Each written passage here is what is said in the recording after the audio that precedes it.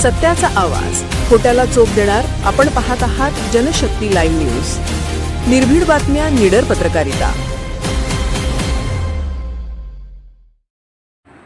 देशासाठी 22 वर्ष सेवा देणाऱ्या CRPF जवान सागर पाटील यांना अश्रुपूर्ण निरोप.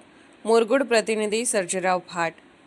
देशसेवेसाठी आयुष्य अर्पण करणाऱ्या सुळंबी गावच्या सुपुत्राला आज अखेरचा निरोप देताना संपूर्ण परिसर भावूक झाला.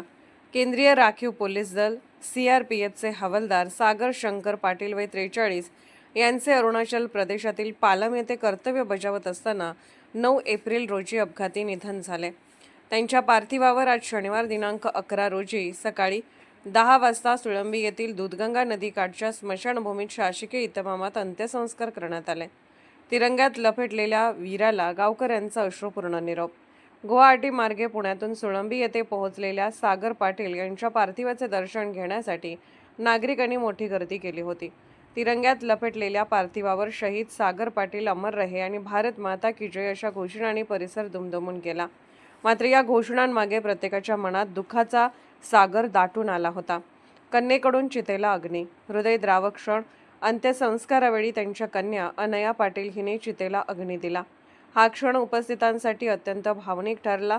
वडील शंकर पाटील, पत्नी सुविधा पाटील, मुली अनया व ईशा, भाऊ राजेंद्र पाटील, बहीण सारिका केंडे यांचा आक्रोश सर्वांच्या काळजाला भिडत होता. शासकीय इतमामात मानवंदना. CRPF जवानांनी बंदुकीच्या 3 फैरी झाडून वीराला मानवंदना दिली. NCC युनिट, पोलीस दल तसेच विद्यार्थ्यांनी शिस्तबद्ध पद्धतीने अंत्ययात्रेत सहभाग घेतला. गावकऱ्यांनी पुष्पवृष्टी करत आपल्या वीर सुपुत्राला अखेरचा सलाम केला. मान्यवरांची उपस्थिती व श्रद्धांजली. यावेळी पालकमंत्री प्रकाश आंबेडकर, माजी आमदार KP पाटील, AY पाटील, रणधीर मोरे, सभापती RY पाटील, सरपंच सुरेखा गुरव, पोलीस पाटील संतोष पाटील, नायब तहसीलदार प्रशांत ढगे, विस्तार अधिकारी लालासो मोहिते, पोलीस निरीक्षक सचिन सूर्यवंशी, माजी सैनिक संघटनेचे कॅप्टन तानाजी खाडे तसेच CRPFचे अधिकारी विशाल चंद्रा आणि पुष्पचक्र अर्पण करून श्रद्धांजली वाहिली.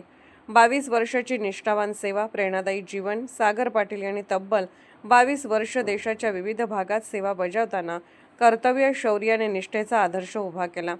कठीण परिस्थितीतही त्यांनी देशसेवा प्रथम ठेवली. त्यांच्या कार्यामुळे सुळंबी गावाचा गौरव वाढला. गावावर शोककळा, अभिमानही तितकाच. सागर पाटील यांच्या निधनामुळे सुळंबी गावावर शोककळा पसरली असली तरी त्यांच्या बलिदानामुळे गावकऱ्यांच्या मनात अभिमानही दाटून आला आहे. ज्या मातीत जन्म झाला त्याच मातीत हा वीर सुपुत्र परतला, पण तिरंग्यात लपेटून. हा क्षण सर्वांसाठी असह्य ठरला. आज सुळंबीच्या मातीत एक वीर कायमचा विसावला, पण त्याचे शौर्य, त्याग आणि देशभक्ती ही पुढील पिढ्यांसाठी प्रेरणादायी ठरणार आहे. जनशक्ती लाईव्ह न्यूज चॅनलला लाईक करा, शेअर करा आणि सबस्क्राईब करा.